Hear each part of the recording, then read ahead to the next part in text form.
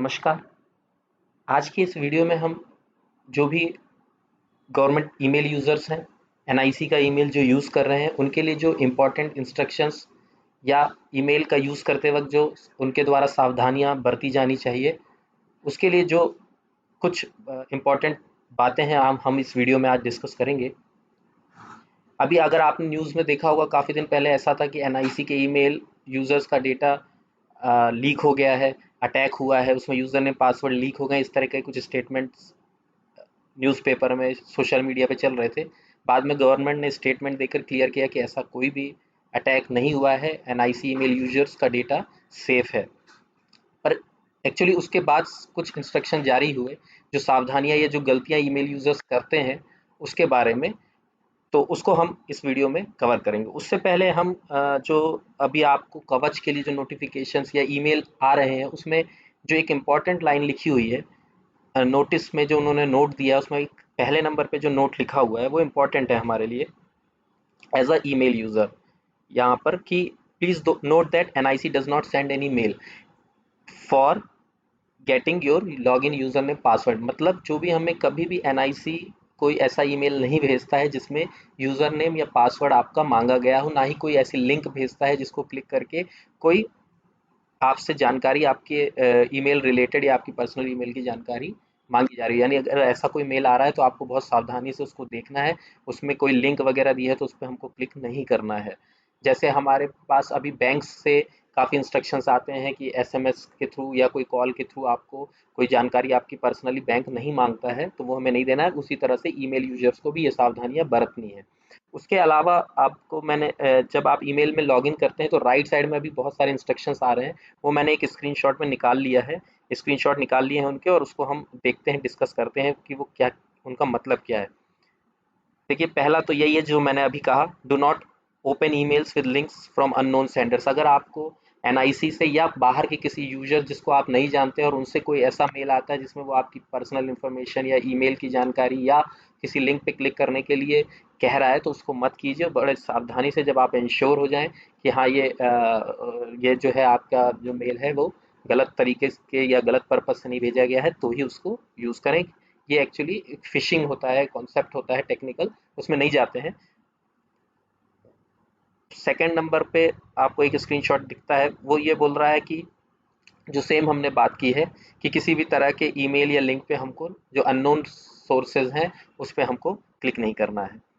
Third number पे बहुत important है ये गवर्नमेंट ईमेल यूज़र्स के लिए, और ये एक्चुअली होता है हमारे ऑफिस में कि हम अपना यूज़र नेम पासवर्ड दूसरे व्यक्ति को दे देते हैं। तो ऐसा दे देने से एक्चुअली प्रॉब्लम हो सकती है। अगर वो लॉगिन करके आपके लॉगिन से कोई ईमेल या कोई उसका कहीं पे और रजिस्ट्रेशन प्रोसेस में आपका ईमेल मेंशन करके कोई वो कंफर्मेशन कर देते हैं, तो फिर उसके लिए जिम्मेवारी जो है ईमेल जिसको इशू हुआ है उन्हीं उन्हीं की है। तो हमें अपना पासवर्ड जहाँ तक हो सके किसी को शेयर नहीं करना चाहिए, ये बहुत इंपॉर्टेंट है। फिर एक है, हमें इंस्ट्रक्शन आते भी रहते हैं कि हमें अपना ईमेल जो है उसका पासवर्ड हमें रेगुलरली या कम से कम 90 डेज यानी 3 मंथ्स में हमें अपना पासवर्ड चेंज करते रहना चाहिए। हमें सेम पासवर्ड बहुत लंबे समय तक यूज़ नहीं करना चाहिए, इससे हमारे ईमेल की सिक्योरिटी बनी रहती है। ये इम्पॉर्टेंट है। ये भी बहुत इंपॉर्टेंट है, ये देखने में आता है कि देखिए लिखा हुआ है, do not save your password in your browser. हम क्या करते हैं, जब हम कोई भी वेबसाइट जहाँ पर हम यूज़र नेम पासवर्ड देते हैं, ईमेल की बात नहीं है, email.gov.in पे हम जो यूज़र नेम पासवर्ड देते हैं या हम जीमेल पे देते हैं या कहीं और भी देते हैं, तो ब्राउज़र हमें सजेस्ट करता है कि क्या ये यूज़र नेम पासवर्ड सेव करना है। तो अगर आपका घर का कंप्यूटर या लैपटॉप है तो फिर भी चलिए, ये एक्सेप्टेबल है कि आपने कर लिया, ताकि आपको बार बार यूज़र नेम पासवर्ड टाइप ना करना पड़े।